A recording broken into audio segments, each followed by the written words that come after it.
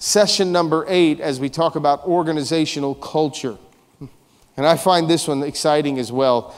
Great stuff is being taught in this particular leadership class, but this has to do now with organizational culture. Listen what the writer says here, Harry Emerson Fosdick.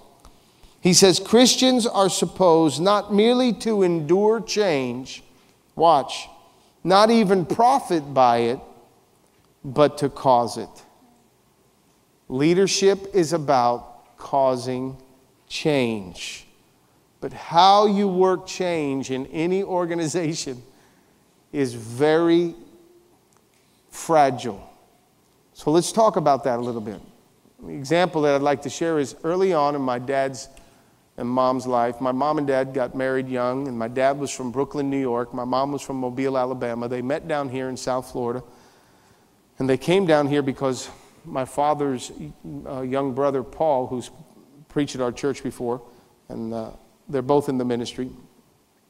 Paul ran away from home, and he came down to South Florida, and the whole family moved down here. So you know the stability of the family at that point. So they came down here, and my dad started going to this church. And the reason, my grandfather met the Lord because in New York, working in the Brooklyn Navy Yard on the big Navy ships and so forth, he was a welder. Some guy gave him a track, actually gave him a track. And in giving him a track, my uncle, my grandfather read that track, and he was a good Catholic guy, and he gave his heart to the Lord. And so then he'd take my dad and his kids, his brothers and sister, they would take them to church on Sunday morning, and then after Sunday morning they'd go to an afternoon church, or they'd go to Spanish services, and then they'd go over to the Christian church, and they were part of what they called the CCNA, the Christian Church of North America. And so they were all involved. So they were in church all the time.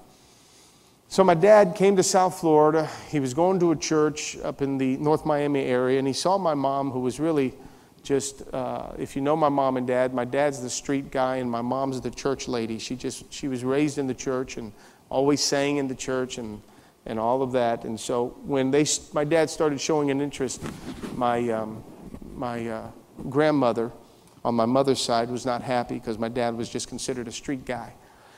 And so, he's a northerner and he was Italian. So it was a mixed marriage to them, a mixed relationship. And they weren't real keen about all that. But time went on. They ended up getting married.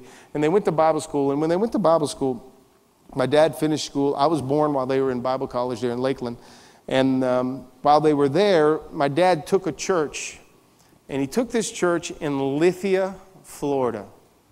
Lithia, Florida. You can look it up, Lithia, Lithia, Florida. Well, if you didn't hear about it, just think about it. It's evidently not a real popular kind of a city. But here's this city boy from Brooklyn, New York, coming down, and now he feels called of God, and his very first church is Lithia, Florida. Well, my dad he was a carpenter by trade. Even before he went to school, he used to do carpentry. So when he was in college, he subsidized some of his school finances and work and so on by being a builder. And so he just always loved to build, especially at such a young age. So he went over to this church in Lithia, Florida, and while he was there, he tells this story. It's great. In the Assemblies of God, they vote in pastors. So they voted in, the pastor at the time, they voted out, and so they invited my dad in. My dad even preached and tried out, and so they voted my dad in. So the congregation actually, after the guy preaches, they say, okay, how many of you really think this will be a good fit for us? Raise your hands. People raise their hand. How many don't think he's a good fit? They raise. So those that thought he was a good fit outnumbered those who didn't. So they took a risk, took a chance on this city boy from Brooklyn, New York, to come to and start being their pastor. Well, the first thing my dad did is he got there. He loved it. He was so excited. His very first church, and he was still in school at the time, so they travel on the weekend and go do the thing. And he just got excited, and because this builder kicked in, and so he looked at the back of the church, and it was a little tiny thing. He thought, that wall needs to be out of there, because if we break that wall out, we can probably put another 2 pews over there, and we need to put the entrance on. So he just got all beside himself. And so one Saturday he just said, I'm gonna do it. I'm taking out this wall. And so when he took out the wall, it meant that now he changed the positioning of some of the pews, and he removed a couple of pews in the back and over here, but he repositioned them on the other side, and it was supposed to give them a bigger sanctuary. Probably added another 10 people to the sanctuary, about 25 anyway. But he was just so excited about that, and so he did it. And so the next morning he was getting ready to go preach, and they called him and said, listen, don't come over. He says, what do you mean don't come over? He says, yeah, the board happened to see what you did to the sanctuary, and you moved Mrs. Peterson's seat, her favorite pew, and so they voted last night to fire you. So come over and pick up your check, and you can go on your merry way. He hadn't been there long at all. And he says, well, I'm not going to come. I'm not going to be there, so you just send me my check and you move on. What he learned real quick was that in going into the church, he thought he could change something in the church. But because he didn't understand the organizational culture of that church, the only thing that changed was him and his employment status with that organization. See, it's important that you understand the organizational culture. And when I talk about culture, I want you to know that I'm not talking about people. I'm not talking about ethnic groups or groups of people. I'm talking about the people, the group that is in the church. Not ethnic groups, but the group of people that are either in the church or in the organization that you are leading. So let's talk about that. Roman numeral number 1 of session 8, organizational culture. Write in the word organizational culture. Great book called 10 Mistakes Leaders Make. The writer says this: the organizational culture is like the glue in plywood. You are not totally aware of its presence until you try to take it apart. Now, organizational culture in itself is not something that you just always see. It's not something that you necessarily feel. But just get in there and try to change something without respecting it, and you'll feel the bite of it, that organizational culture. Even though my dad was a New Yorker working in that little facility, what he learned real quick was that he didn't get fired because he was an Italian or he was a Northerner. He got fired because he really didn't understand the organizational culture of that particular group. So when it comes to churches, understand that each church is different, just like every business is different. You could go to Walmart here in Doral, and if you can get out without losing your life, because you could just try to get out of your car and walk in, you almost get run over. But then you go up to the Walmart in Stuart, Florida, and you find that even though it is the same Walmart chain, the organizational culture of that store is so different.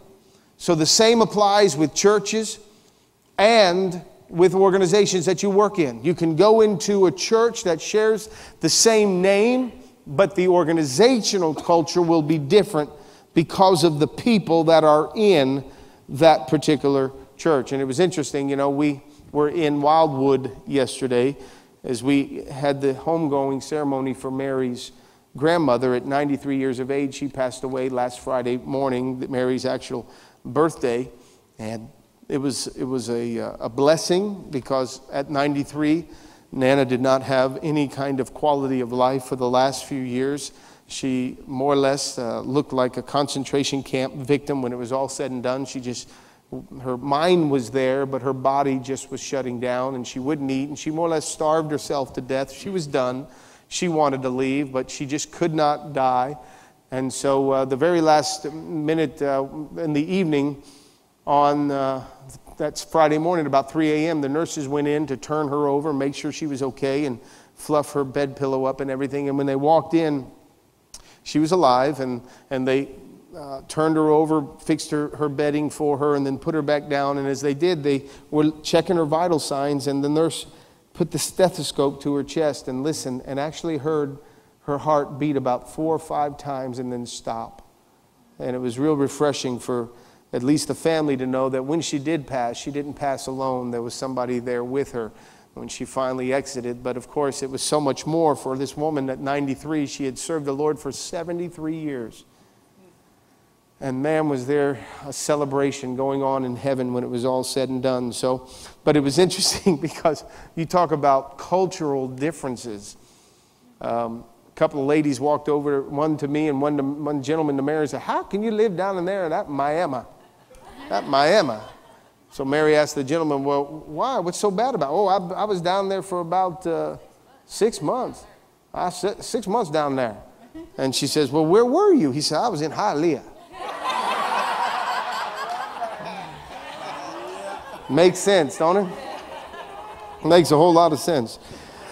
Look at this real quick. What is the cultural source of the organization? Where does it come from?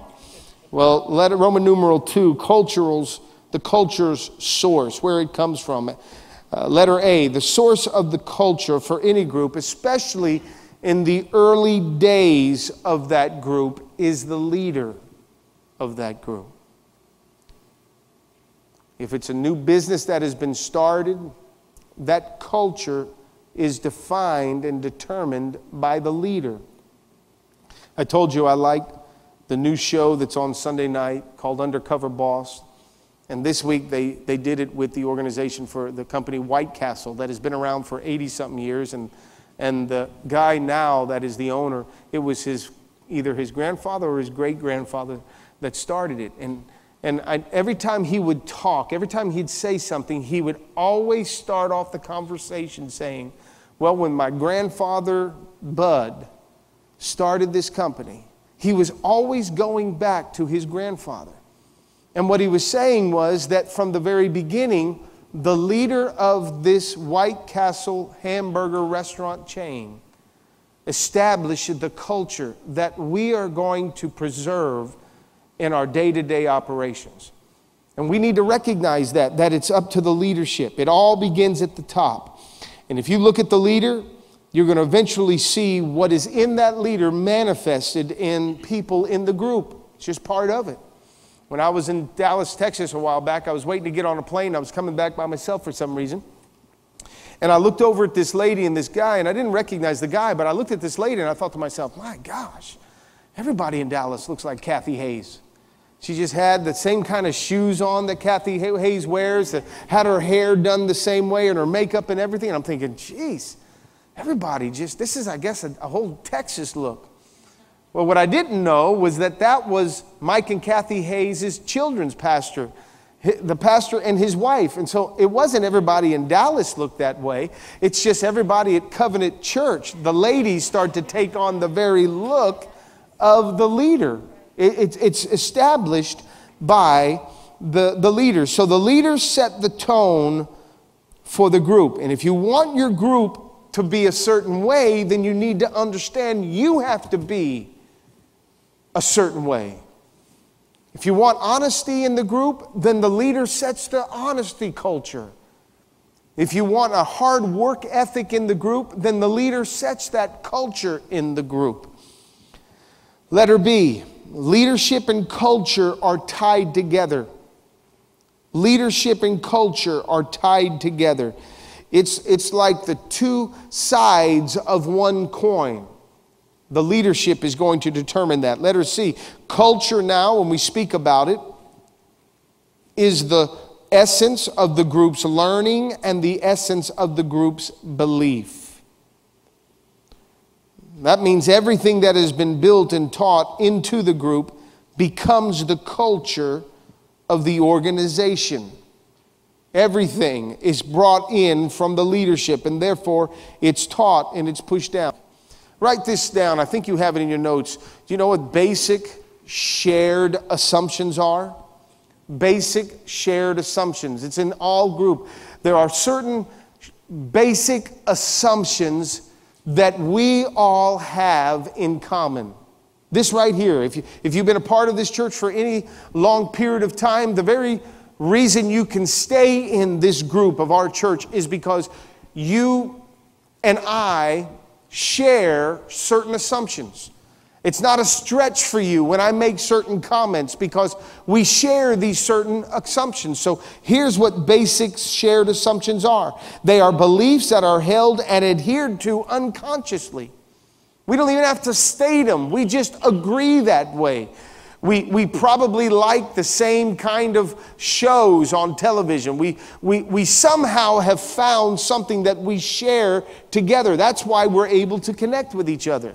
That's why I happen to believe that just like you and I as a leader and follower share a certain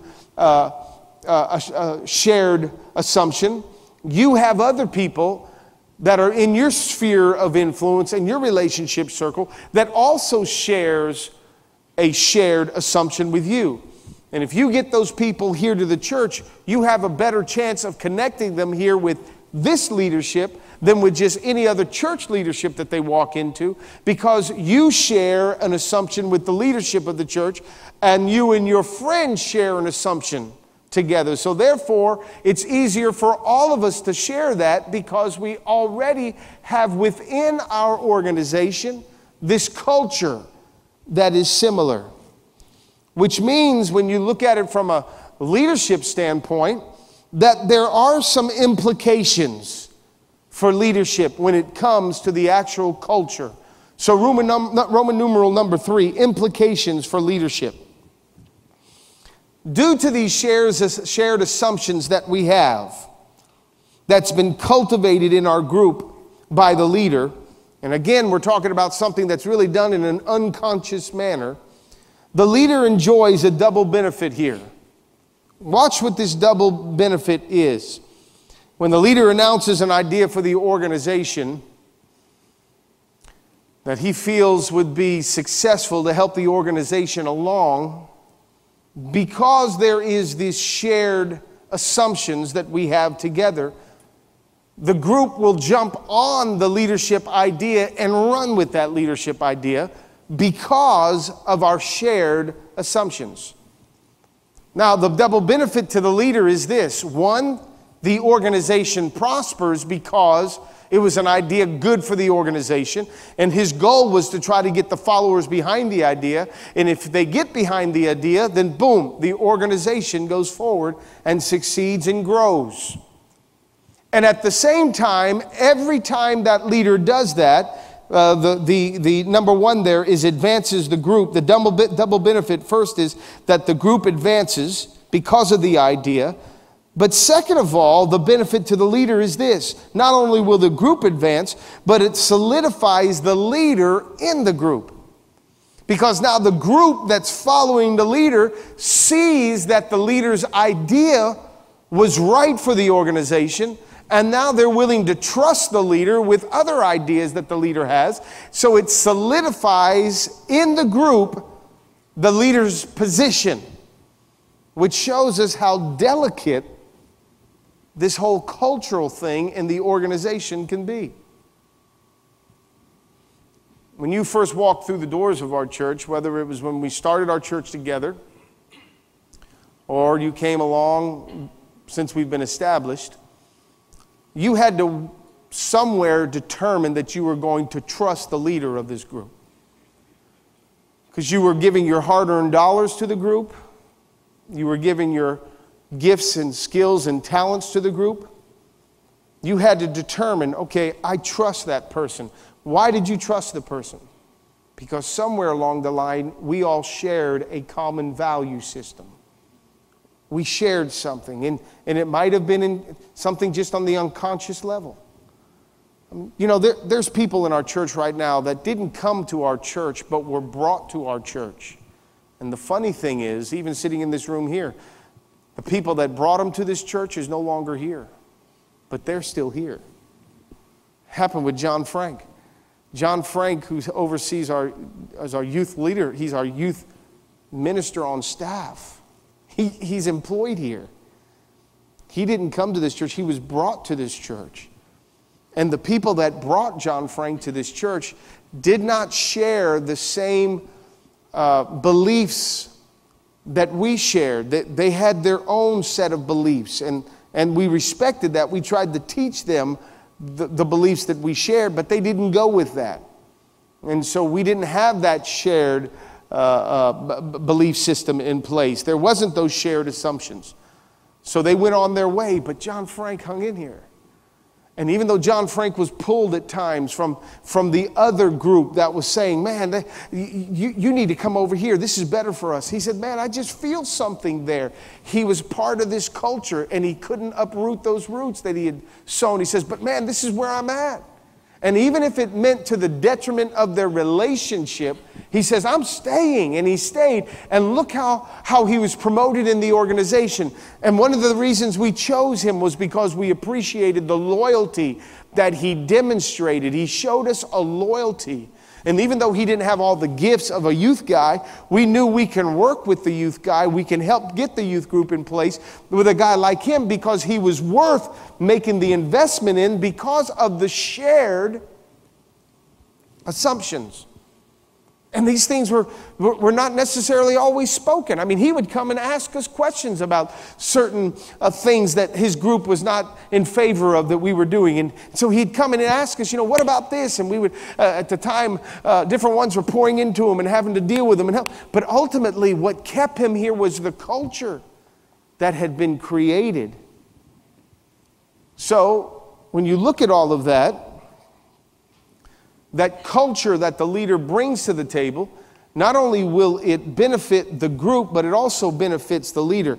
But the problem is it's a double-edged sword. Because what happens when the leader's idea is not effective? And if the leader's idea is not effective, the organization suffers.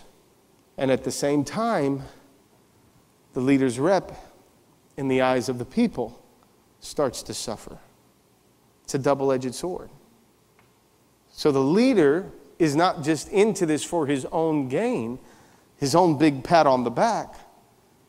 Because even the leader has to take a back step and sit in the back sometimes in order for other people to use their gifts and talents to build up the organization. But as they do that, ultimately, the culture is preserved, the leader's position in the people is preserved, and the organization goes forward.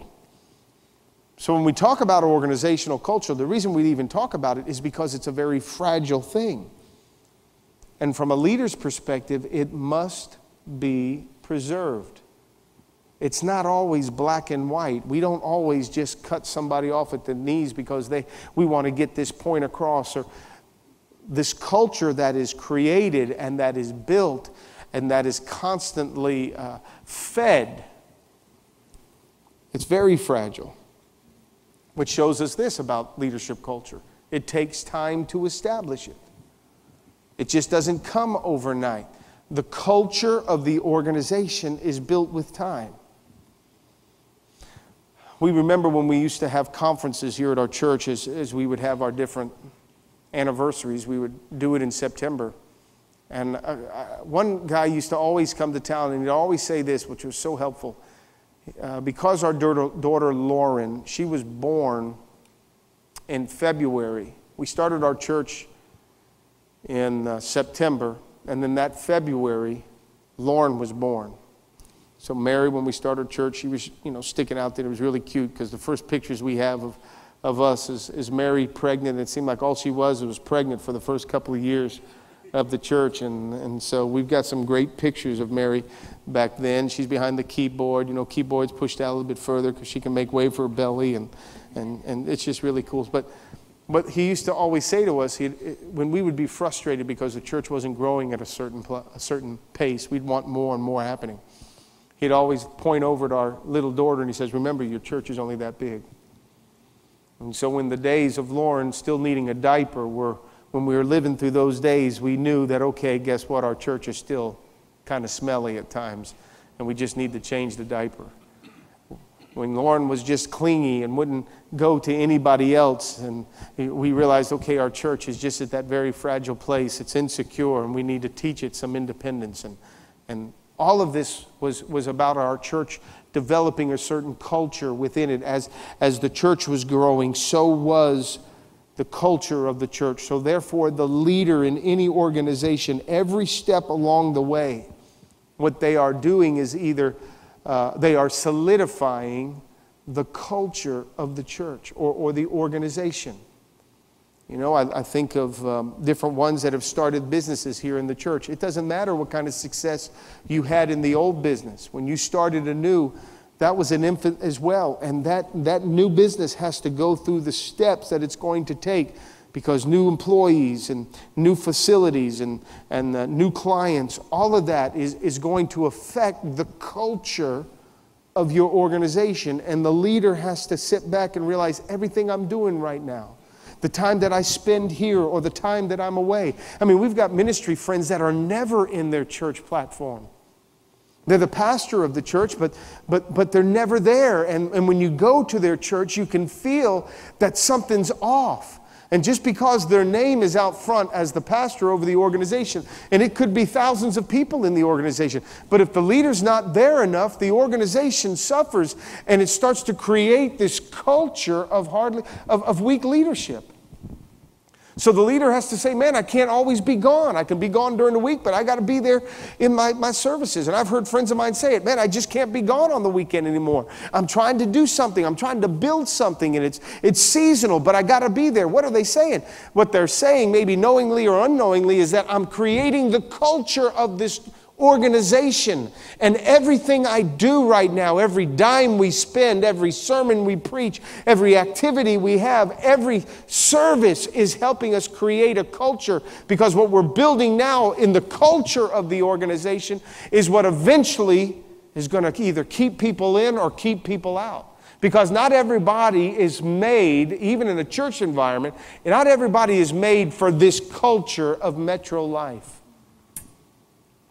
Not every disciple that came to Jesus was made to be a follower of Jesus. Some of them couldn't step in and fit into his culture. Matter of fact, Jesus was preaching a message one day, talking about ethics, talking about morals, talking about leadership stuff. And as he preached, the Bible says that the people were so challenged and overwhelmed by it that many of them chose at that point on to no longer follow Jesus. And Jesus got so upset by that he turned to his disciples and says, what, you guys going to leave me too? Peter's like, hey, not us, man. Where are we going to go? We've left everything to follow you. Who's going to teach us? Who's going to feed us? Who's going to take care of us? We've been made for your culture, Jesus. Not all of these people, however. Because the culture is so fragile. Leadership change in any organization takes time and usually requires a lot of upper management changes. You see that happening. And that's all because when the new leader comes into the organization, he's going to get busy changing the culture of the organization. So it's not personal. Management just knows, okay, if a new guy comes in, we're out. It happens with the Dolphins. Didn't we learn that for all the Dolphin fans? It happened for quite a few years. They brought in a new one, they took them, and when a new one came in, the old guys had to go. Happened over to University of Miami. New coaches came in, old coaches had to go. Why? It's all about creating a culture, and the leader knows that.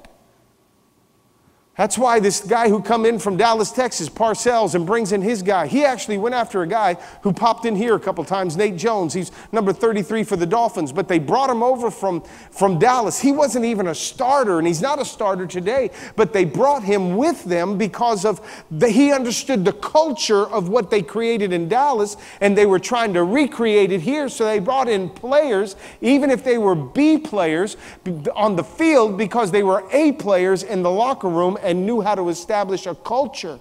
So leadership understands that and says, I want to create this culture right here.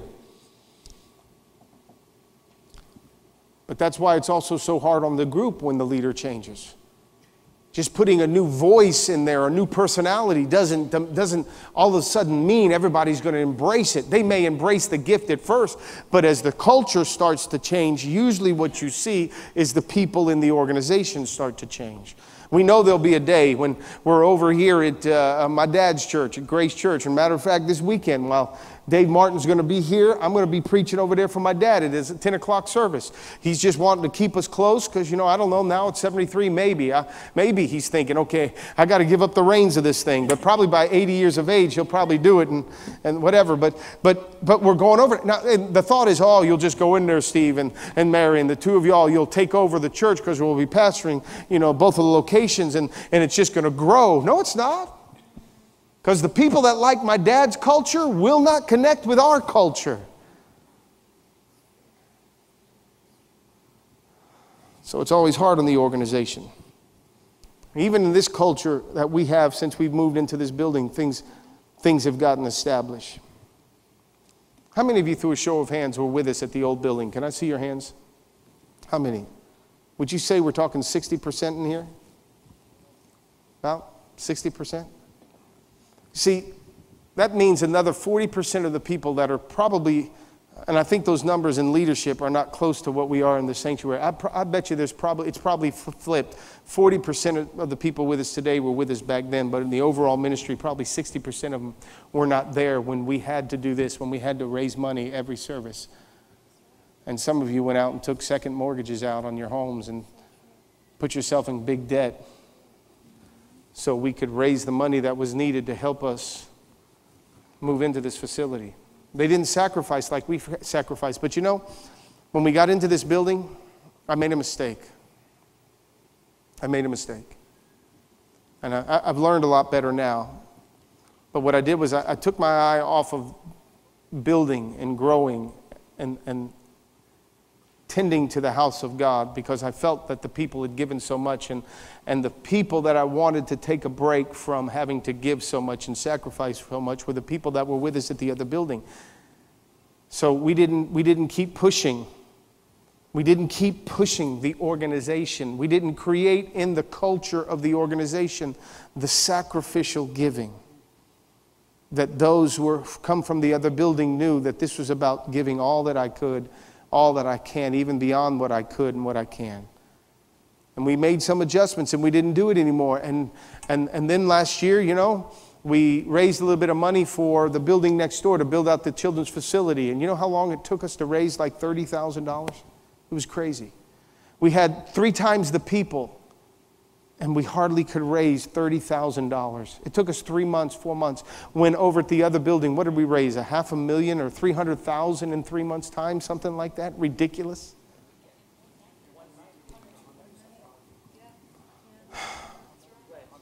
We pledged. But we pulled back. I pulled back.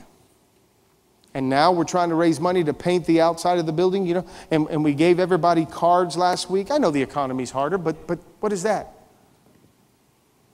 What is that with the economy being harder? Do you know, more than anything, if we really believe in seed time and harvest, if we really believe that, then we know that we need to continually give. And the more we give, the more God will sustain us and give back to us. If we really take God at His word, if we really do believe that. And yet this week we threw it out there. For the last couple of weeks we threw it out there. We said we need $3,500 for tile. And we put the tile out there. And please hear where I'm coming from. Class members of AIM. I'm speaking to you from a leadership heart. I'm not criticizing. I'm not judging people. I'm just telling you facts. So please hear me, that I could be open like this with you. I would not share this with the general population of our church. And so some people that are here tonight that are not part of our ministry regularly, please, I hope I don't blow you out of the water with what I'm sharing here. But just hear my heart, because this is stuff for insiders to hear. But this weekend, we have to paint God's house, folks. This building hasn't been painted. This is the house of God. It has Metro Life Church. It has the word church out there on the front of this building, and yet this is one of the ugliest buildings on the block because it hasn't been painted in so long.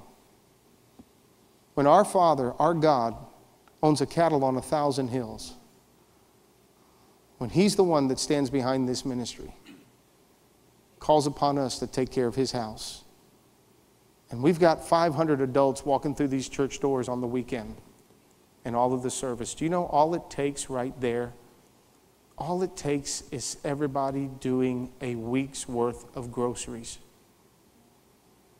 If everybody in the church would just do maybe a half a week's worth of groceries, $100, $100. We could get this thing done.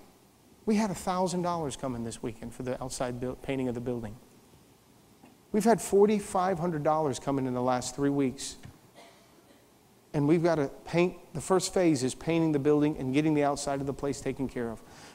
What happened? I take responsibility. Because I pulled my foot off the pedal. And what I've allowed to take place in the church, what's in the culture of the church now, is I give if I can afford to give, or if I agree with the project, or if I want to give. And that's not the culture that started this ministry. What started this ministry was people, when we sat in that room, they said, Steve, we will do anything that you need us to do. And they did. And they did. And we went from about $1,500 a month that we were paying for the hotel, and they said, man, we can get into this other building, and it was going to be $3,000 for one bay or $6,000 for 2 bays. I said, let's go for one, and the guy said, no, we're going to go for 2, Steve.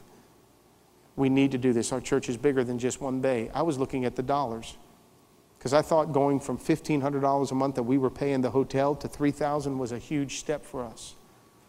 And it was, but they said, let's take a bigger step. And they said, man, I said, well, man, I'm making my salary. I don't want to lose my salary over this. I got to feed my kids, my wife. And they said, no problem. We'll make sure all that's covered. That's what this ministry was established on. People saying, we'll push it, put it all on the table. But I let that get away because I got concerned that the people were giving too much.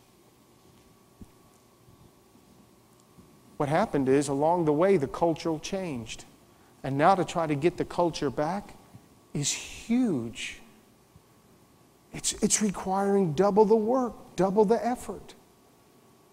Now, God, I know, always comes through, but do we have to be at a place where we just have to wait for God to come through for us? Do we make decisions about our TV outreach? Do we make decisions about the countries that we want to impact? Do we make the decisions based on what the people can afford to do? Or do we do it based on what God is telling us to do? Because if we do it on what the people can afford to do, then we're going to always be limited and dependent upon the people. But if we do it on what God is telling us to do, then there's some of you that are sitting in strategic places that God wants to bless so that you can in turn bring those resources back to the house of God. And you cannot be in that position. You'll never be prospering on your own, because you're not using those resources to bring them back to the house of God. That's how this ministry was established. That was the culture we created. And I got away from it and I changed the culture, and now I need to get it back. And one of the reasons I changed the culture, to be honest with you, was because I got tired of people criticizing me about being a money guy. Shame on me.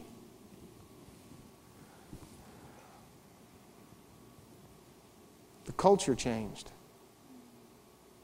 Because now it's about people just coming, and it's become a very, what's the word? It's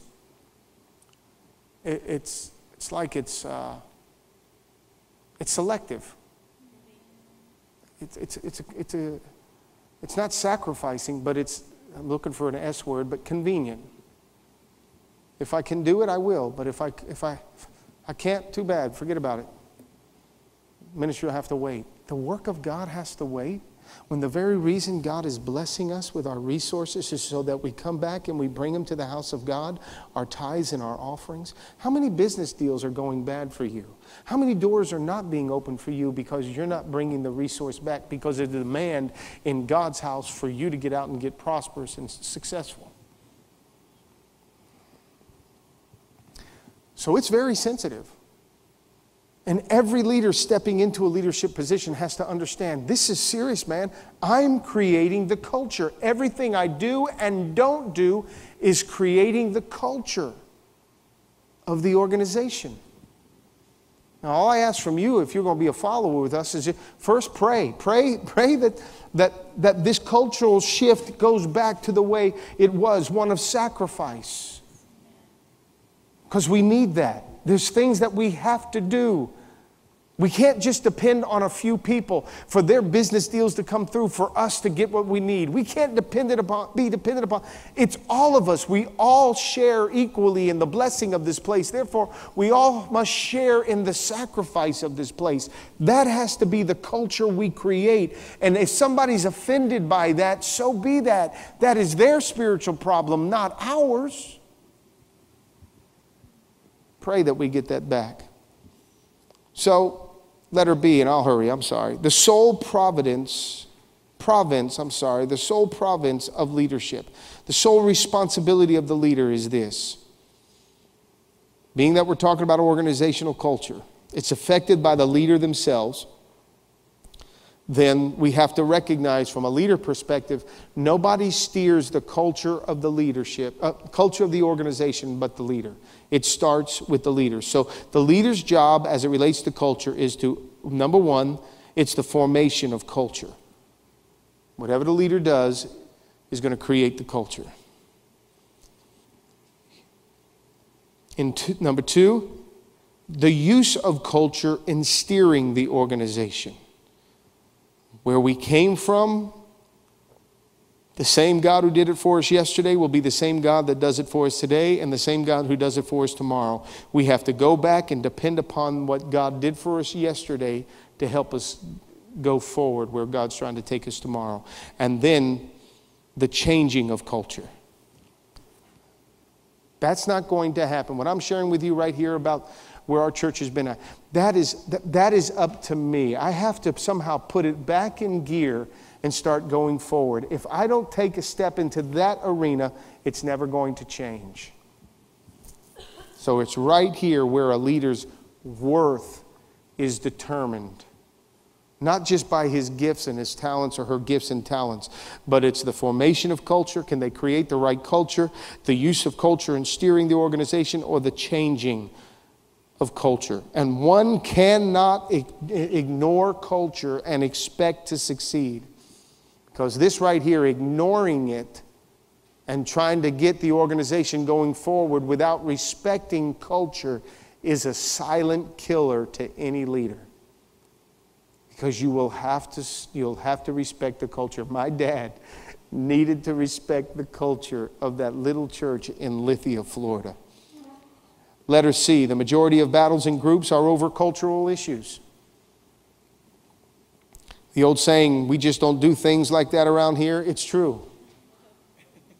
It's true. And that's where some of these battles start. Because you've always got somebody who wants to do something a new way, and you've got to go back and respect where you've been. At the same time, the culture has to be open to change and new. But that's where a lot of these battles takes place. And may I say that not all battles or not all disputes that affect the religious organization are spiritual. There are spiritual battles that affect us, but also there's some that are just cultural that we have to be aware of. Cultural in the group. And so one of the battles we're facing is going to be, it's not a spiritual battle, but it is a cultural battle. How do I get people back into giving with that sacrificial mode? And it's not just about taking care of this building. It's about being able to take care of each other. We had an email sent to me last week from Tommy Padilla, because a lady in our church had a problem with her car. Her brakes went out.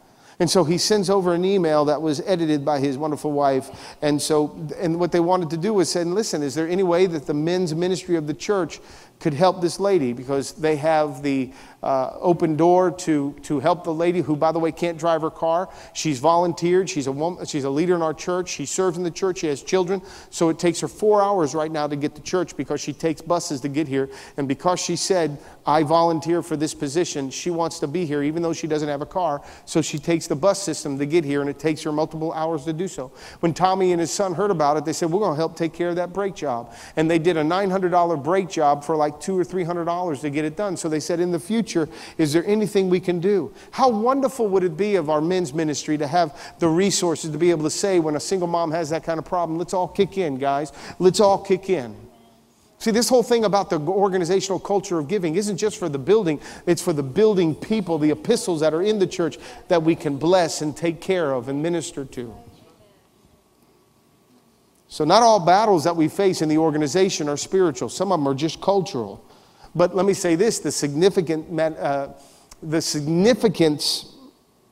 spiritual significance of this, however, is severe. Because even from a spiritual perspective, if the spiritual culture of the church is righteous, then God blesses. God adds to the church. God builds up and uses the organization. At the same time, if the spiritual culture of the organization is unrighteous, then the enemy gets in there and runs rampant and manipulates and deceives and keeps people in darkness. We're talking about a culture that is created both spiritually and in the natural realm. So let's look at it from this perspective as we start to bring this thing in for a landing. What about change? And when I talk about change, I'm talking about taking the organization forward. But listen, if you're going to take the organization forward, it means you got to take the people forward. So every organization, the only way it can go forward is if the people go forward with the organization. Because the people are the organization. So whether it's your business or whether it's this church, if we're going to go forward, we have to deal with letter A. It says, unless one deals with assumptions or internalized codes, unless one deals with this, no progress towards change will be made. Back in Lithia, my dad needed to understand. He may not have to agree with it, but he needed to understand the culture of that little church in Lithia. They're not accustomed to change. They don't want change. If they wanted the big city feel, they would move to the big city. But they didn't want the big city feel. They didn't care about the big church. All they cared about, being right or wrong, was their seat and their security and their comfort in church. Some people that's all they care about. Just make me happy. I want to be comfortable, and so be it.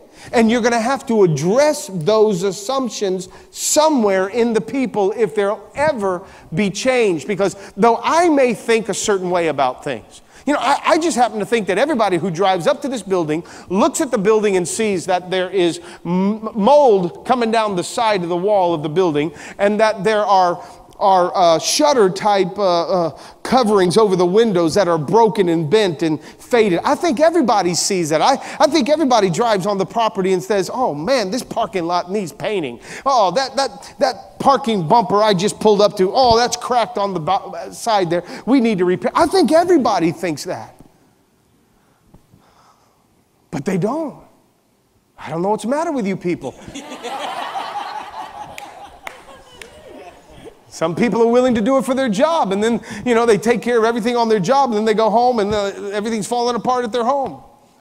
It's like, well, you know what it is? I mean, I got a hole. I got a hole right now behind the door of my home, in my bedroom. And it's because early on, I didn't have a little door stop on the floor, and I opened the door too hard, and it smacked and put a hole in the door, the wall. I never fixed it. I come here and I see a mark on the wall, and it drives me crazy. I see that one all the time. So I had no big deal. The wall, the door covers it. Some of us are like that. It's terrible.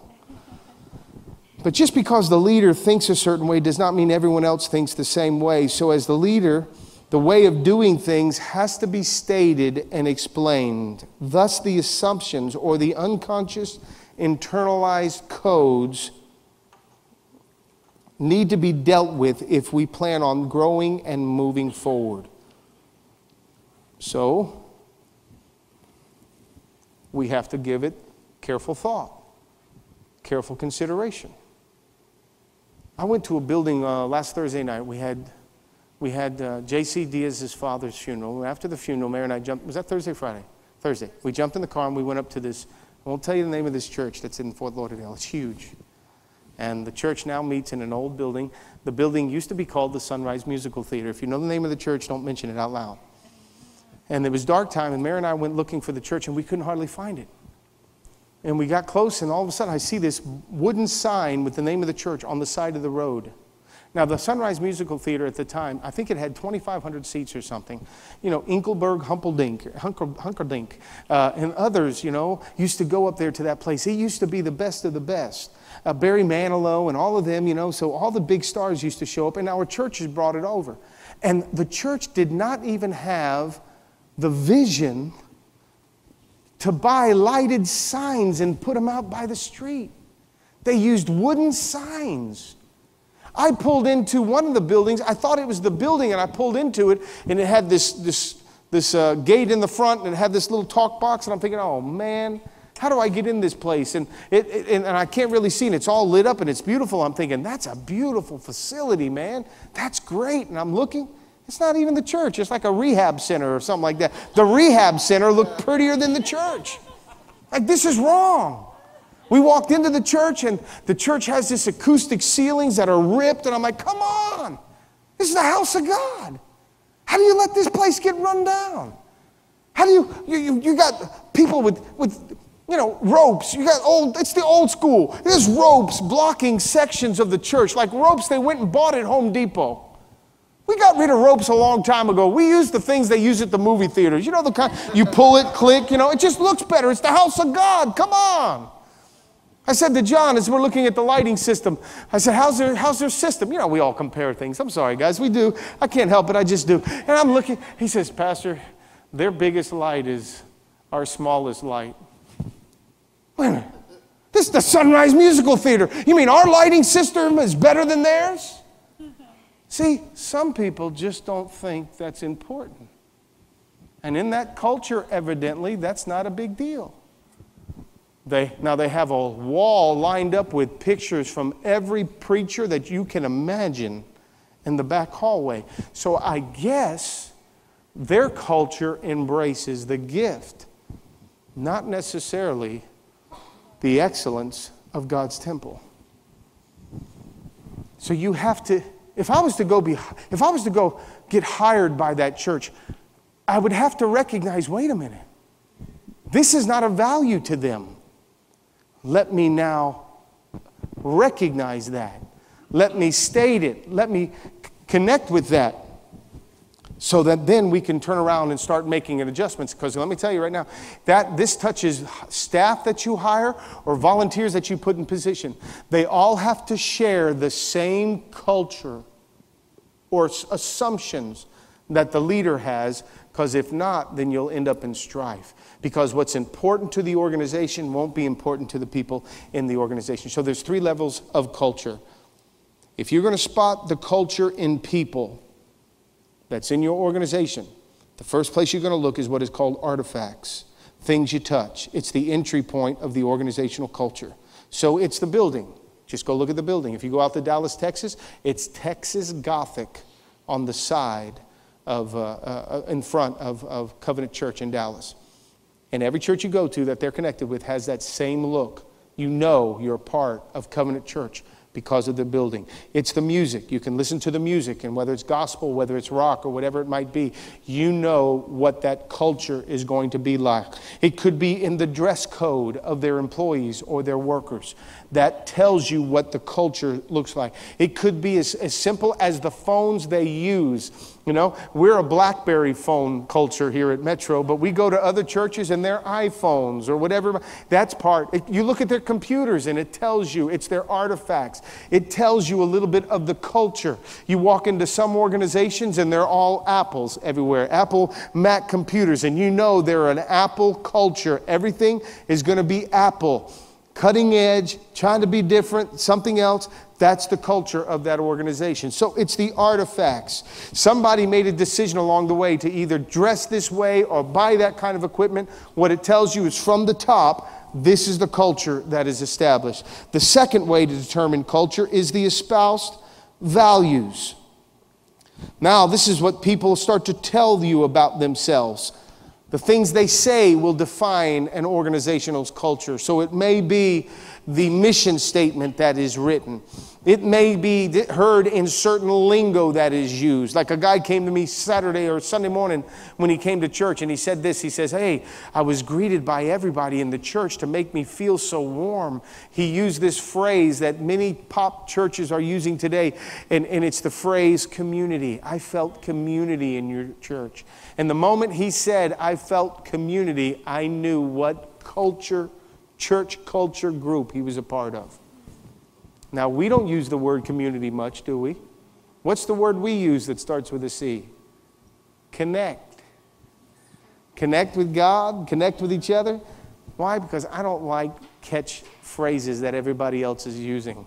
Community and connect is the same thing, but he got the message. He knew, but I knew exactly where he came from. Just listening to the words that he said. Listen, read the core values. What does our core values try to show us? It shows us what the culture of the church is. So we say, hey man, everything's going to be done with excellence. Everything's going to be done in a certain way that really demonstrates professionalism and excellence. And I don't know why the front still hasn't been fixed here, but we are going to fix the front of this, because this right here drives me crazy. I don't know about you, but when I get up there every Sunday, I think, when are we finally going to create something that hides this top portion, that keeps it all straight along the bottom? Somebody help me here. And so Armando and I were talking this week. See right here, oh, this drives me crazy. All it takes is the anointing and boom, look what can happen. That just drives me nuts. And of course, it's our storage space down below, but you didn't know that. But you know, it's all about things sometimes we say. And here's the other deal. Huh?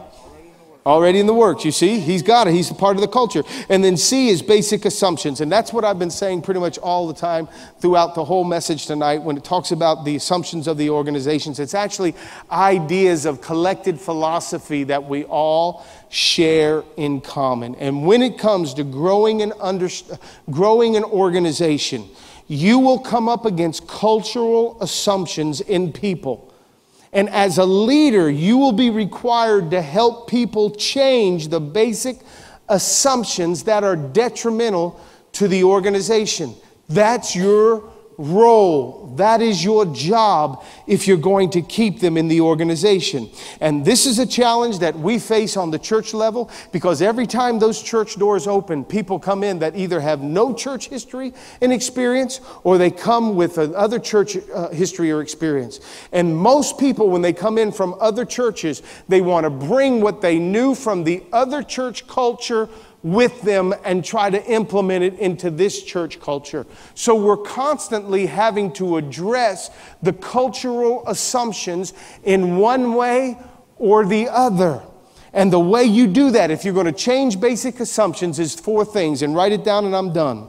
They're hard to change in people. But if you're the leader, you're going to be required to change basic assumptions. A, you're going to have to raise it up, which means you're going to have to discuss what the assumption is. I had to do it just this week with somebody. There's a little problem going on and we don't agree in the way in which they're handling the situation. So I had to let the individual know, listen, if you're always having stray dogs show up in your life, you need to ask what kind of food you're leaving out for them to eat. Stray dogs respond to certain kind of food. What is in you that's causing the stray dog to come to you? Having to deal with the cultural issue. Your philosophy's wrong here. This is not right. It doesn't work within our culture. It doesn't work within our organization.